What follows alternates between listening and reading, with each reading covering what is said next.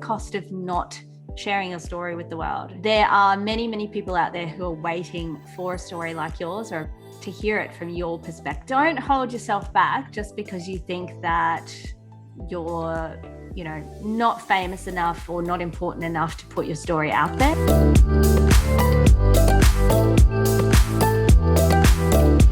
All right, everyone.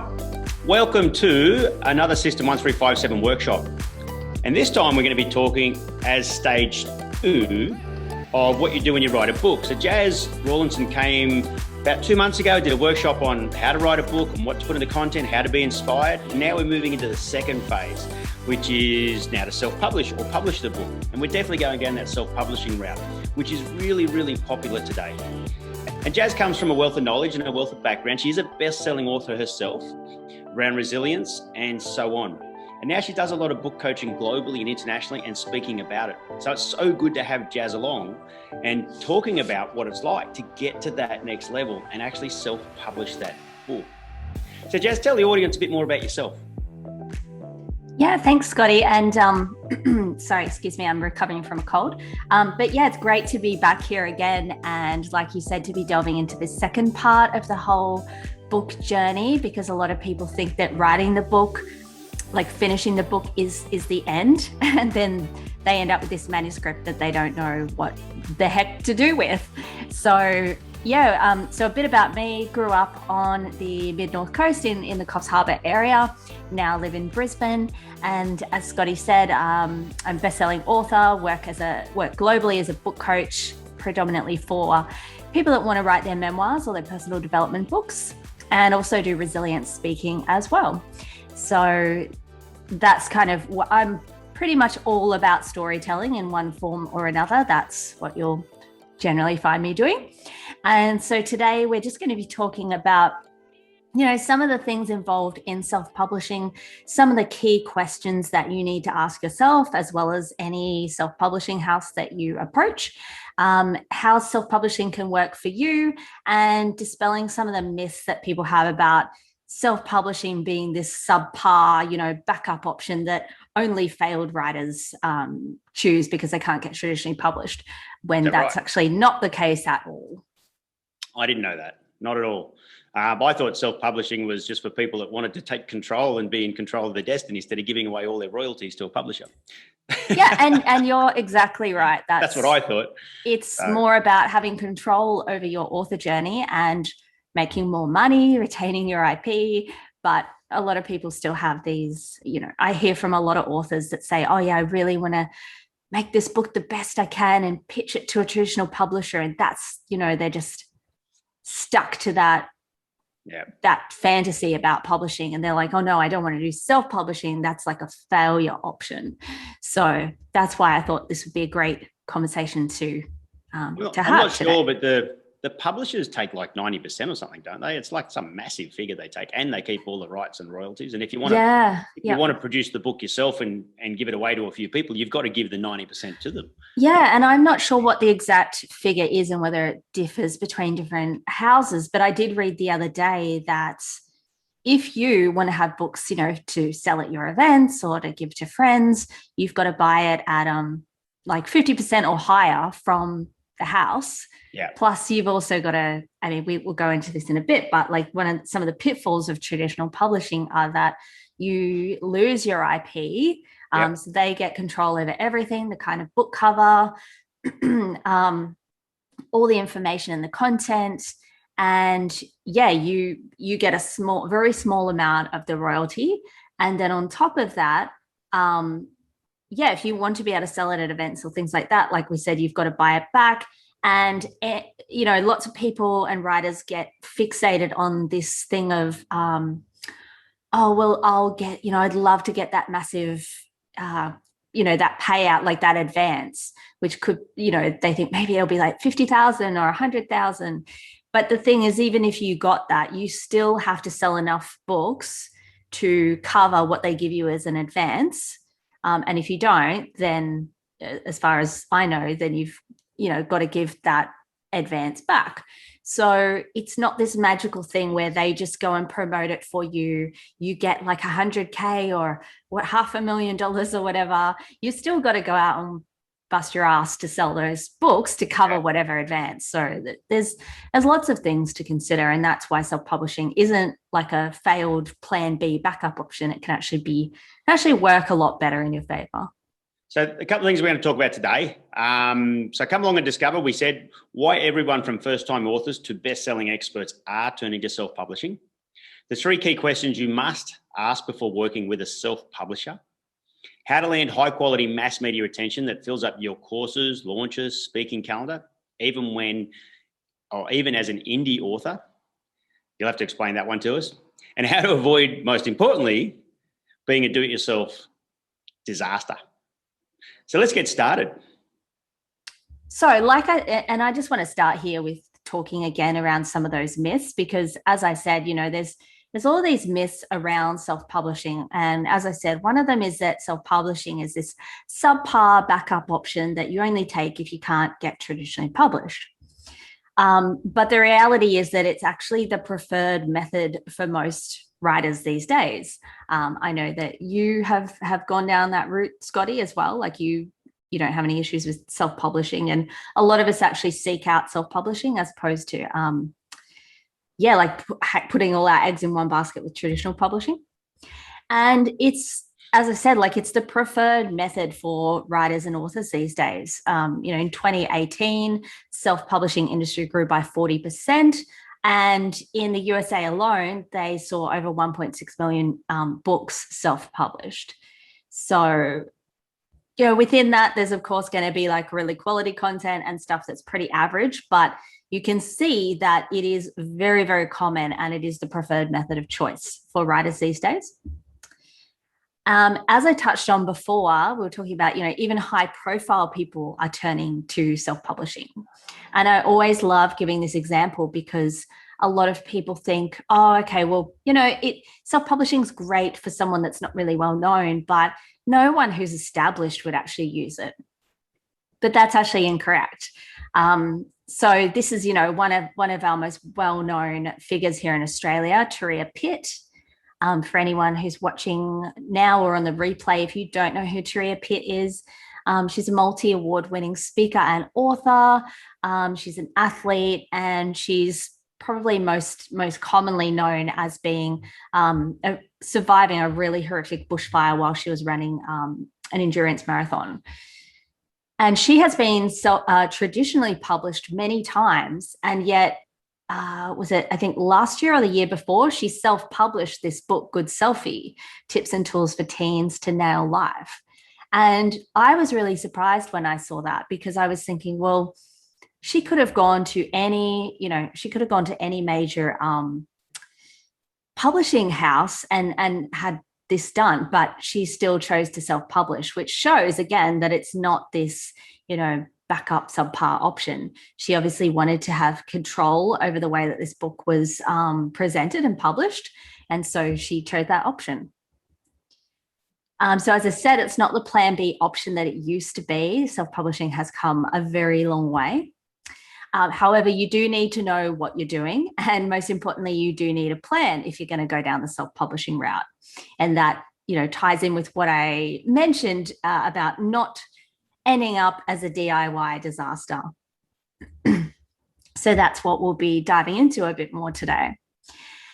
So let's talk a little bit about why you should actually self-publish, because I really love to talk about this, because a lot of people go, okay, maybe it's a great option, but I don't know whether it's what it could actually achieve for me. So, despite these common myths that no one's going to pay attention to your book unless it's traditionally published or you're a big celebrity, the reality is that nobody actually cares who your book was published by. I was having a conversation with an editor friend of mine the other day, and she said, yeah, you know what, Jazz, the majority of writers who come to me to edit their final manuscripts are all looking at self-publishing. And some of them have gone on to be really, really successful. Some of them have, they've had major success, media wins and endorsements. sold out, thousands of books, and nobody picks up the book and looks in the front cover and goes, oh, who, like, did they publish through a traditional house? I do that because I'm a book coach and I'm like interested in these things, but most readers are not going to look at all the fine print. They just want to know what your story is and what you actually have to share and offer the world. So I want to share a little bit about my journey and how self-publishing kickstarted my career, because I think that's probably, I am probably the easiest case study that I can share with you guys. I'm just going to move my screen over here. So, before writing my book, my very first book, Reasons to Live One More Day Every Day, I was not some person with a massive platform. I wasn't a CEO or a celebrity. I was just a small-time blogger doing that on the side as fun. And my day job was working as an SEO content writer. So, no major platform or any backing behind me. I didn't have a media profile. I definitely wasn't, hashtag Insta famous like everybody likes to talk about. But I did have an idea for my book and what I actually wanted to share with the world. And this is what self-publishing that idea created for me. So this is a picture of my very first book here with my baby. Published it just after he was born. And yeah, this is just a snapshot of what has unfolded for me over the last couple of years. So I've spoken at global international summits with people like Kevin Hines, one of the leading figures in the world when it comes to suicide prevention and awareness. He's an award-winning documentary filmmaker as well. He had celebrities at his summit that were speaking, on the platform with me, like Justin Baldoni.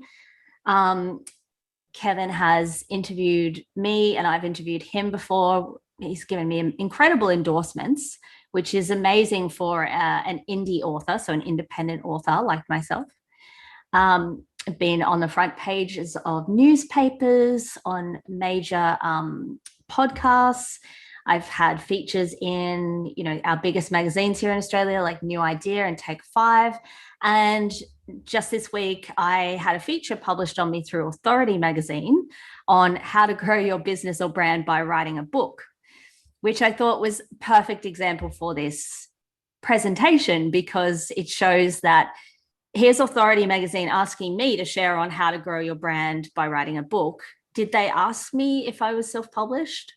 No, because they don't care. They only care about what you have to share with the world and whether it's relevant to their audience and whether you can speak authentically about what your area of expertise is. Spoken in Parliament House and had major magazine features, like I shared. And none of this, would have happened without self-publishing my very first book. So I could have waited around, like I could have spent years pitching this book to every publishing house out there. And if I was very lucky, maybe it would have been picked up. But even if it was, it would have been 18 to 24 months before it actually came out. And for me, because my book covers very important social issues, I didn't want to wait that long. Like Scotty said in the beginning, self-publishing is a great way to have control over your content and put it out into the world on your time frame when you actually want to impact people. So it was definitely the right option for me, and opened up all these incredible opportunities. And these happened, these are things that happen gradually over time, but they happened both before and after I developed a profile. So I wanted to make that distinction, because sometimes people think, well, if I self-publish, no one's going to pay attention. And, they do their initial, they release the book and there's all this hype for a week and then sales die off and they're like, oh, okay, it was obvious, this isn't going to work for me. But it's about persistence, and all of these things, as I said, they've happened gradually over time, with persistence and strategy and plans and all kinds of things like that. Now this, you might be saying, what are you talking about, Harrow and Source Bottle? Now, I wanted to share this because one of the things that I said that I was going to talk about today was about how self-publishing is actually a great way to fill up, your courses or get speaking engagements and all kinds of things like that. And this is just a very quick tip, a 5-minute tip. But if you are someone who is in the beginning of building a platform, and maybe you just looked at some of those slides I shared and you were like, Jazz, that's not me. I haven't done any of these things and I can't imagine how I would ever get those opportunities. Well, for me, one of the things I've used my self-published book, or one of the ways I've used my self-published book to get these opportunities is by signing up for 2 particular media lists. You just go online and just Google HARO, which stands for Help a Reporter Out, and SourceBottle, which is the Australian version pretty much of HARO. And what it is you'll get daily emails with all kinds of media outlets and journalists who are looking for somebody to comment on a certain topic or a certain area of knowledge. And you might be the perfect person to comment on that. That is how I have built my audience over time and gotten a lot of these amazing opportunities, is by actively pitching myself. And as an example, here's an email that I got from one of the writers or editors at Take 5 magazine. I answered her SourceBottle call out, and that led to me getting a double-page spread in their magazine. And once again, she didn't say, was your book, traditionally published or self-published? She only cared about what it was that I actually had to share. So that's a very quick tip. I always recommend people sign up for those 2 sites so that you can, focus on building your media platform over time. So the reality is that it is totally possible to achieve, massive media and business results with a self-published book. But as I said before, you do have to know what you are doing. And Scotty has seen me share about this in previous presentations, but I always love to share this to give everyone a bit of a laugh. But if you don't do your research and you don't know what you're doing, you could end up with something like this. These are 2 self-published titles that I always enjoy showing everybody. And they always make me say, WTF, I'm not sure what this person was thinking when they made this image of a man with a balaclava on talking about how to make money in your spare time. And I'm also not sure what this guy was thinking, referring to women, life lessons about women from his tractor. So I would recommend, if you are going to self-publish, get somebody who is a graphic design expert and who knows what a good book cover looks like to design your book cover. This is another one that I always share for a laugh. This book by Eleanor Burns, Still Stripping After 25 Years. Now, this is actually a book about quilting. And I do have to say, I have to give kudos to Eleanor, because this is probably strategically done, but it has become a bit of a cult classic because people just get such a laugh out of this book. But yeah, you definitely need to do your research. Make sure that you are targeting the right reader with your book. It's very, very important.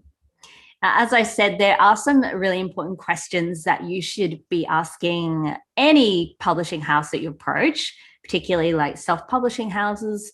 And this is important because you want to find a self-publisher that works for you, not just the person with the cheapest rate. You want to find someone who's actually aligned with your vision as an author as well. So one of the biggest questions, like we were talking about before, is what are their copyright terms? Now, if you're self-publishing, this shouldn't be a problem, but you always want to talk about this and just make sure that you're not getting involved with a company that's a bit dodgy. So you want to find out in writing what their copyright terms are. Second, really helpful question is working out what kind of marketing assistance they provide. Now, for some of us, if we're a little bit more marketing minded, we might do our own marketing. But at the same time, I can tell you, as someone who is in the middle of launching a new book at the moment, marketing and pitching and publicity is pretty much a full-time job in itself. It is extremely time involved. There is a lot of strategy and precision behind it.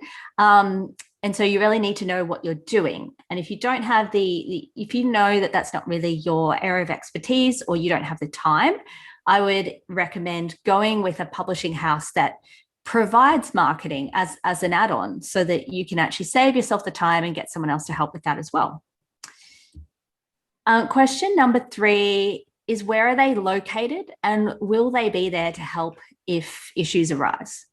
So for example, I went with my publishing house because they are Queensland based and, in Australia as well. So I know that if anything goes wrong, I can actually just pick up the phone. I have the number of the publishing manager and the founder, and I can call them if there's ever any major issue.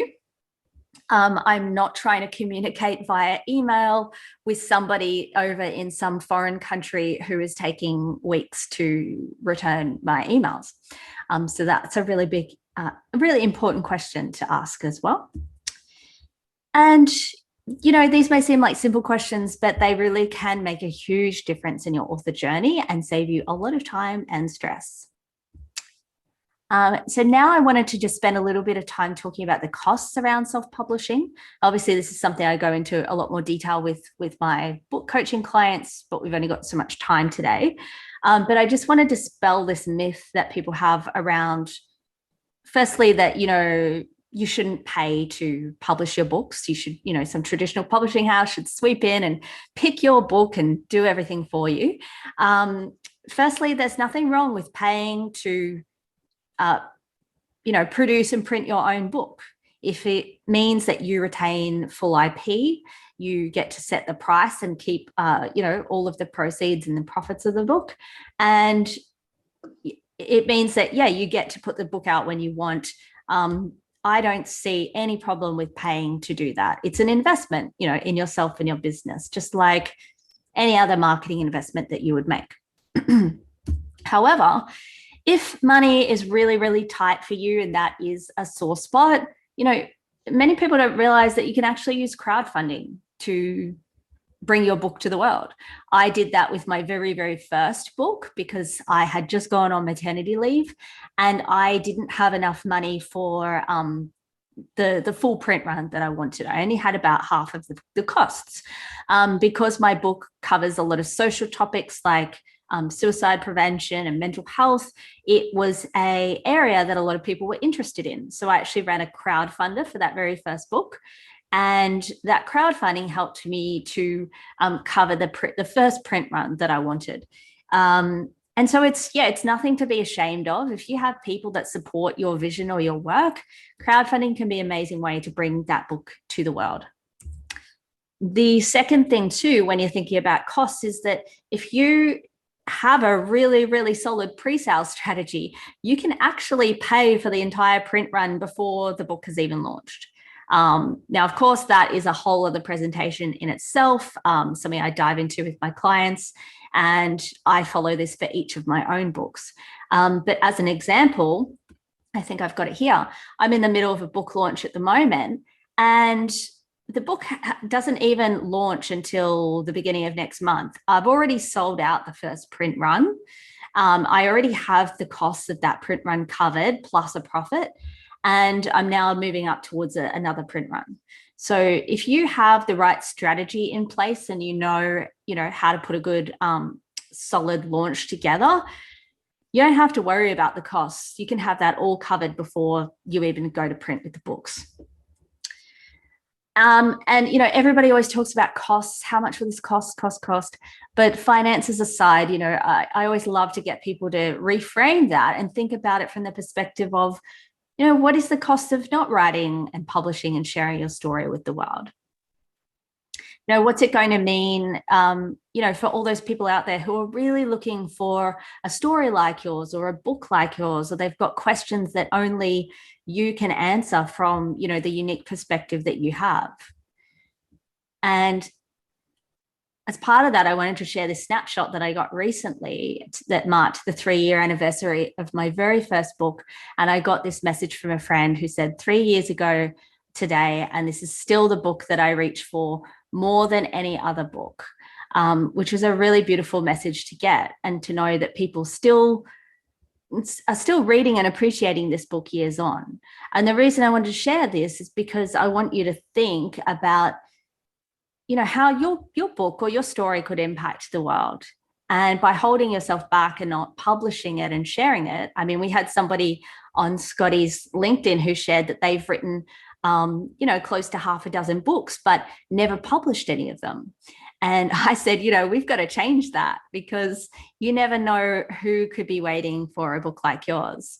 You never know who could be, what opportunities this could open up for you. I mean, before writing my first book, I was terrified of public speaking. I'd never even dream of doing it.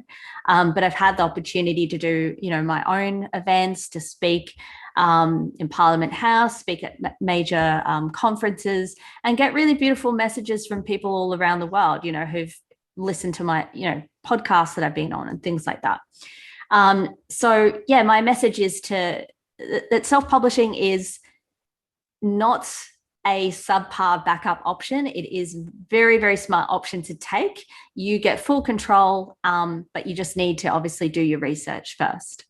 And so, before, we'll obviously have a Q&A in a minute as well, but before we do that, I wanted to share, if you're looking for more tips around writing and publishing, feel free to go to, join my storytelling list. So if you go to jazzrawlinson.com/author checklist, you can join my storytelling list to get more tips about publishing and writing. And you'll also get a copy of my 10 steps to becoming a published author checklist as well.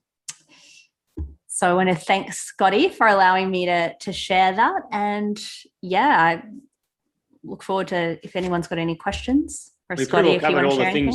You said you were going to cover, which is why people are turning to self-publishing, the 3 questions you must ask, how to land, or what's happened to your story anyway about landing mass media attention to fill up what else you want to do, and some of the do-it-yourself disasters. But I happen to know Graham's already written 7,000 words in his journey of writing a book. Cassandra, I'm not sure. You guys want to ask any questions as we move forward now with Jazz? Yeah. Just put on mute. Is that better? Yep, got you now. Good to see you too, mate.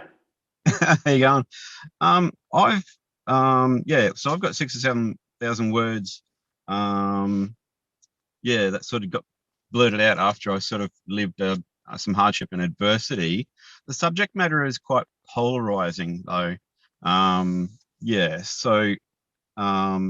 Any words of advice on, like taboo subjects? Should they be going into a book? Does that narrow my audience? Yeah, it's a really good question. It's hard to give a really tailored answer without knowing exactly what the sort of content matter is. But I do work predominantly with people who have gone through major challenges or trauma. So we're often dealing with, issues that can be controversial or have some stigma attached to them. The biggest thing that people miss that they should be doing at the beginning, and I mention this because maybe it'll be a good idea for you to go back to this if you haven't already. But it's really important to know before you start writing who your target audience actually is, so that you can make sure that even if you are writing a more niche book, that's okay, as long as it's serving the audience that are actually going to most likely pick up that book, read it, tell all their friends about it.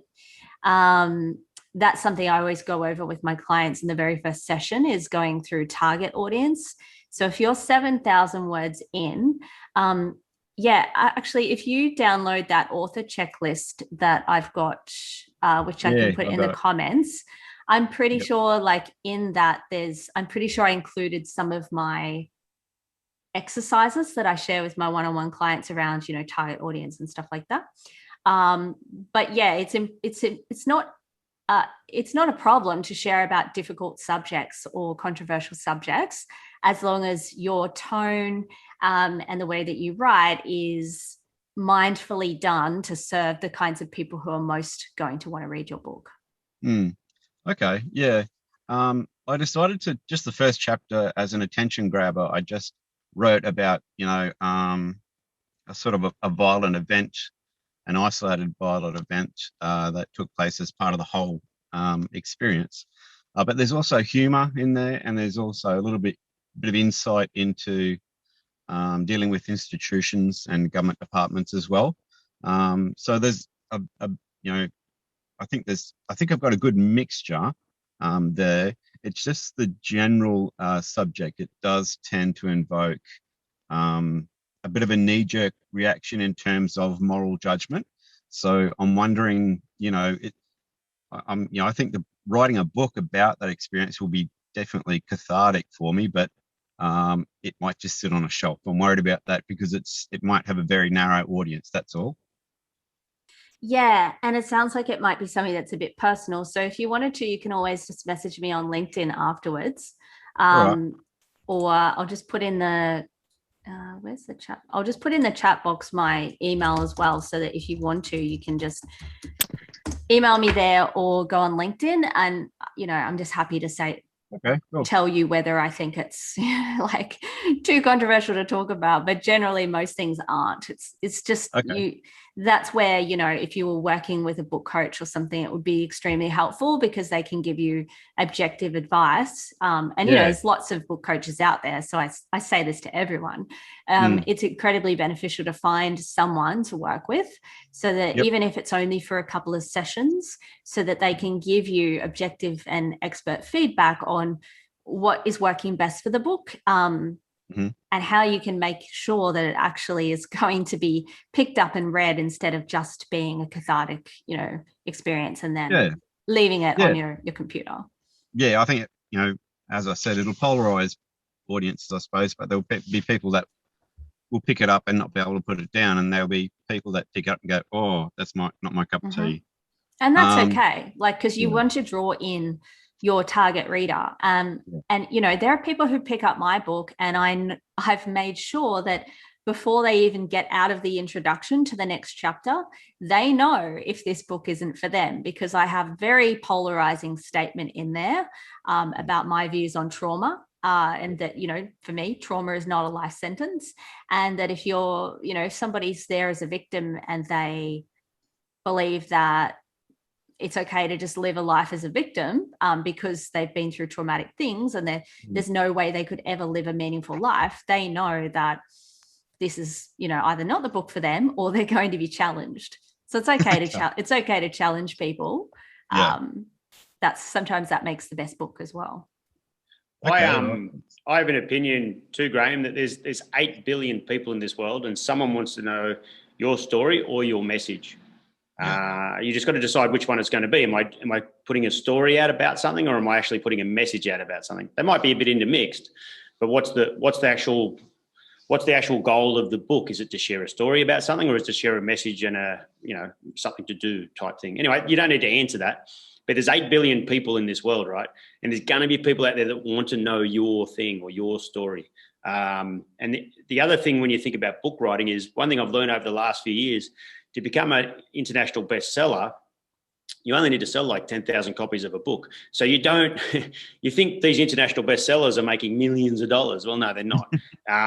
They're really just selling a few books to a few people. And I think once you go beyond that, I don't know what they call that. Maybe Jazz can help answer that. But, an international bestseller is only 10,000 copies. So the reality is, out of 8 billion people, you only need 10,000 to become an international bestseller. That's what I've learned. Obviously, this is from a sideline perspective, not a publisher perspective or a writer's perspective, but certainly. So there should be nothing stopping you at least putting it out and putting your story together or your message. And controversial or polarizing, it's irrelevant. There's going to be someone around that wants to know that side of something. Yeah. Well, good point. You raise a good point with the numbers there. So I'll be happy with 10,000 sold. Yeah, very happy. Well, that's the thing, right? So, I found out also then that means that most people who never get to international bestseller only sell 1,000 or 2,000 copies of their book, so they don't sell that many. So that's another reason why I'm self-publishing. I've gone, well, if that's all I'm ever going to sell, I'll just self-publish. I just want full control over the few thousand that'll ever get sold. Yeah, exactly. And on that too, so many people get tied up with, I need to sell all these thousands of copies of books to make it worthwhile. But the thing too is that when you're writing a book, the focus should never be on making your income, solely from the book. The book is more there to grow your brand or get a message out or spread healing. It's there to achieve something and open doors to other opportunities. So like Scotty said, if you only sell a few thousand or 10,000 or whatever it is, that's fine, because the book is really there as a stepping stone to open other opportunities in some way as well. And that's why it's good to self-publish, because you don't have the hassle of having to think, oh my gosh, I've got to sell 50,000 copies. How am I going to do this? If it doesn't go big, I really don't mind, but I think there's a prequel book in there that I just need to massage out. So there might be 2 books out of this story. Possibly. Yeah, so all right, well, that's great. Hey, I'm going to make use of your email, and if that's okay, bounce a few questions, and just try and do a bit more research before I make a big commitment to do all the work required. Yeah, exactly. No, you're welcome to email me, and if you want to just share what the topic is, and I'll just tell you what my thoughts are on that. Right. Well, I won't monopolize this session. Are there other people that want to ask questions? I have a question. Self-publishing, you're talking about getting a self-publisher. What's the difference between getting a self-publisher and going on Amazon as a self-publisher? Yeah, so they all tie in together. So for example, my books, I'm in a kind of a bit of a unique position, because the publisher that I publish through is, I guess, kind of known as self-publishing, but it's more like a hybrid between the two. So they are called assisted publishing. So that's where they're helping you with they can help you with marketing and other things. And they have also just recently moved into traditionally publishing a small number of people as well. So I think they're going that way.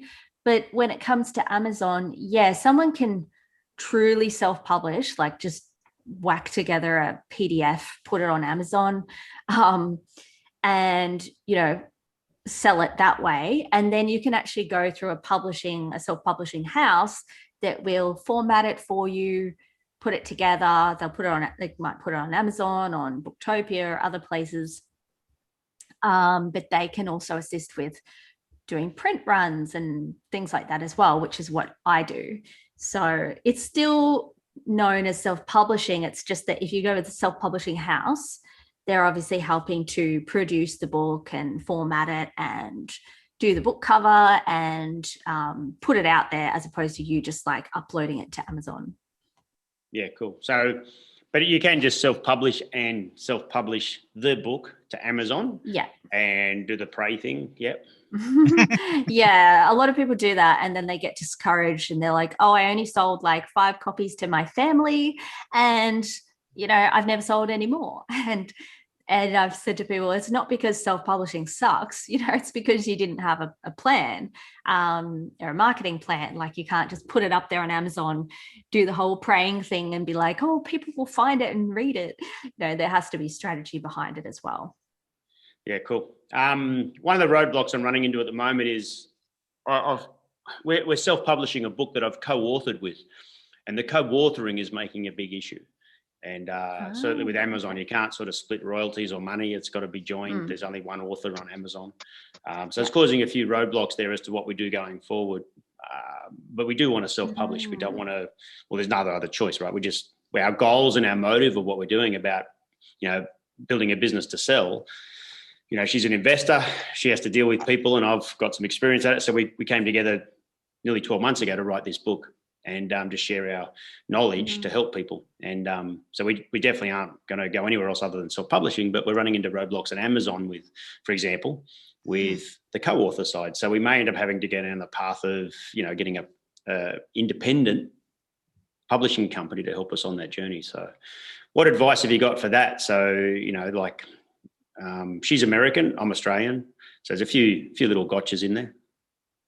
Yeah, well, you can definitely go that route and look at a, self-publishing or assisted publishing house. There's lots of different options out there. Like I said, you just got to do your research. But I mean, my book series, they're anthologies. So they are co-authored books. So that's why, I'd say that's why I have found it easier to go the direction of getting a self-publishing or assisted publishing house to help with that. Because there's a lot more involved when you've got multiple authors in the book as opposed to just one. But I would definitely recommend doing some research and looking at some Australian-based ones maybe, and also see if the other co-author who you said is in, I think, the States. Yep. Get them to have a look at some options too. But it doesn't, just because you're in Australia doesn't mean that it has to be you can't go with a US publishing house or vice versa. It's just about finding the best fit for all of you. Yeah, cool. All right. So in closing and wrapping up, that was good today. We've already done the one on the writing the book. This is now the publishing. I'm going to suggest we do the one next about marketing and going to market once you've written a book. Now what? As possibly series 3, but that's up to you, Jazz. It'd be a cool one to do the now what? I've written a book. That could be a good next topic. I've written a trilogy presentation. So what? So what? You've written a book. What? What are you going to do about it? Selling 5 copies to mum and dad, and your brother and sister is really not going to do anything next. So maybe the next session is now what? So we've written it, we've gone all the trouble, we've gone past that, should not release it thing, or I'm self-publishing it, or even if you've just got it as a PDF, and you haven't gone and put it up anywhere, you could still go to the third phase, which is, okay, now what? So what do I do now? I've written a book. How do I actually leverage that? So that's probably a good session for the next one. So the first session, people can go watch the replay on that you did about writing the book. That's live. That's up on System 1357 as a workshop replay. There's other workshops coming up at the moment too with System 1357 around negotiation, which is going to be a cool one coming up in 2 weeks' time, because everyone has to negotiate things from salaries to trying to buy a car or a house or, anything at all. So negotiations are a really cool topic that we're going to be getting into in the next one with Peter Spence. Sounds great. Meantime, I'm going to put some more things in the show notes. Anything else you want me to share in there, Jazz? I'll put a link to that book that you mentioned earlier. So I'll put that in there. This replay will be up very shortly. Meantime, look, thanks everyone for coming. Thanks, Jazz. It's always insightful to have you on here. Any one final thing you want to say as we wrap up? One final tip? I think I said most of it today, but one of the main things I usually say to people is just don't hold yourself back just because you think that you're not famous enough or not important enough to put your story out there. Like you said before, Scotty, got what did you say? 8 billion people in this world. There are many, many people out there who are waiting for a story like yours or to hear it from your perspective. So just go back to what I shared earlier. What is the cost of not sharing your story with the world? Well said. And go from there. On that note, we'll wrap up. So thanks everyone for coming, and we'll see you all on the next one. Thank you. Bye. Thanks, Graham.